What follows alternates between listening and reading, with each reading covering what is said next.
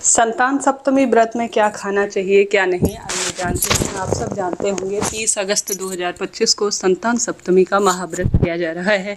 आप भी इस व्रत को करते हैं तो बहुत बढ़िया है। इसे दूबड़ी साते के नाम से भी जाना जाता है। मुक्ता भरणी सप्तमी भी इसे कहा जाता है। यह व्रत एक महाव्रत है। इस व्रत को करने से शिव पार्वती पूजन करने से भाग्य चमक जाता है और दुख दरिद्रता का अंत होता है। ऐसे में आप इस व्रत को करते हैं तो बहुत ही बढ़िया है। न भी कर पाते हो तो साधारण सरल तरीके से शिव पार्वती और गणेश जी का विशेष पूजन करें। उनको दूर्वा घास जरूर समर्पित करें। दूध का महत्व है, दूध जरूर समर्पित करें। निश्चित रूप से संतान की परेशानी दूर होती है। अब शास्त्रों में कहा गया है जैसा खाएं अन्न वैसा हो जाए मन। तो आप सभी भक्तजन पहली रात्रि अर्थात आज मैं यह वीडियो बना रही हूं तो आप सभी को आए रात्रि अगर आप व्रत करते हैं तो प्याज लहसुन का चुनाव नहीं करना है। खाने में सात्विक भोजन करें। बैगन, मसूर की दाल, उड़द की दाल जो है व्रती को नहीं खानी चाहिए, इस बात का ध्यान रखें। अब आप सभी 30 तारीख को जल्दी उठे, सूर्य भगवान को जल चढ़ाएं, उसके बाद अपनी पूजा विधि को कर लीजिएगा।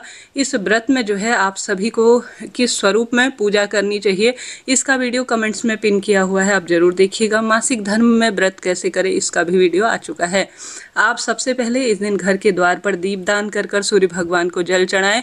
भगवान के नाम जाप की महत्वता को ज़्यादा ध्यान में रखते हुए आप साधारण सरल तरीके से या तो मिट्टी के पार्थिव शिवलिंग या जो है आप किसी भी स्वरूप में गणपति, गजानन, गौरी मैया का विधि विधान से पूजन कर लीजिए। नहीं तो घर पर जो मूर्ति है उनका पूजन करें।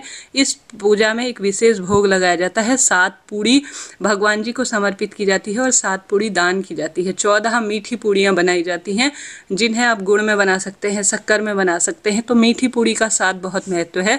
तो इन्हें जो है आप 14 पूड़ियाँ टोटल भगवान को भोग लगाएं। और इस व्रत में एक 7 तार का 7 गांठ लगा हुआ डोरा पहना जाता है, उसे धारण कर लीजिएगा। उसके बाद आप सभी को विधि विधान से पूजा कर व्रत कथा का श्रवण कर सुबह के समय आप जो है उसके बाद चाय, पानी, दूध पी सकते हैं, कोई दिक्कत नहीं। फलाहार भी ग्रहण किया जा सकता है, परंतु सबसे पहले उन चीज़ों का भोग भगवान को लगाएं। बार बार मुंह जूठा ना करें। भगवान का ध्यान स्मरण करते हुए आप पूरे दिन भर में चाय, पानी, कॉफ़ी, फलाहार एक बार बैठकर अच्छी तरह से ले सकते हैं, कोई दिक्कत नहीं। अब शाम के समय दिया बाती हो जाए, सूर्य जो है आप चंद्र देवता को जल चढ़ाने के बाद शाम को अपने व्रत को खोल सकती हैं। परंतु इस व्रत में जो 7 मीठी पूड़ी भगवान को आपने भोग लगाई है, 7 आपने दान कर दी है, उन्हीं 7 पूड़ियों को आपको खाना है। इस व्रत का नियम होता है या तो इस व्रत में फलाहार किया जाता है, अगर अन्न का सेवन कर रहे हैं तो संतान सप्तमी व्रत का जो प्रसाद होता है मीठी पूड़ी वह आपको खानी है। इस बात का ध्यान रखें, अगर वह आपको नहीं खा पाते हैं पूरी 7 मीठी पूड़ियाँ तो अपने पति को खिला सकती हैं। अगर पति भी साथ में नहीं रहते तो गौ माता को खिलाएं। आप इन पूड़ियों को किसी और को वितरित ना करें, इस चीज़ का ध्यान रखें।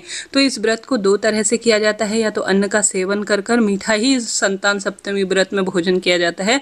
इस चीज़ को आप नोट करते हुए चलिएगा। और संतान सप्तमी में जो है अन्न जो है और स्वरूप में नहीं खाया जाता है, तो मीठा ही भोजन किया जाता है। मीठी पूड़ी को आप दही के साथ, दूध के साथ खा सकती हैं, परंतु खाना आपको यही है।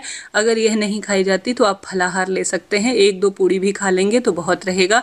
बाकी की अपने पति को और गौ माता को खिला दीजिएगा। इस तरह से आपको इस चीज़ का ध्यान रखना है। व्रत करे या ना करे, संतान सप्तमी के दिन घर में प्याज, लहसुन, उड़द की दाल, तामसिक चीज़ें, अंडा, मीठ, मांस, शराब इत्यादि का सेवन कोई ना करें। व्रत उपवास आप नहीं भी करते हैं तो शिव पार्वती का महाव्रत है जो संतान के लिए किया जाता है, आप इन चीज़ों का किसी भी स्वरूप में सेवन नहीं करेंगे, इस बात का आप ध्यान रखिएगा।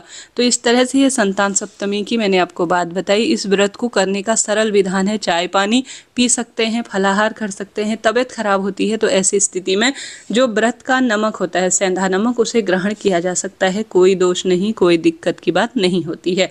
कोई प्रश्न हो आप पूछ लीजिएगा। संतान सप्तमी व्रत की पूजा विधि कमेंट्स में पिन की हुई है, आप जरूर देखिएगा। राधे राधे।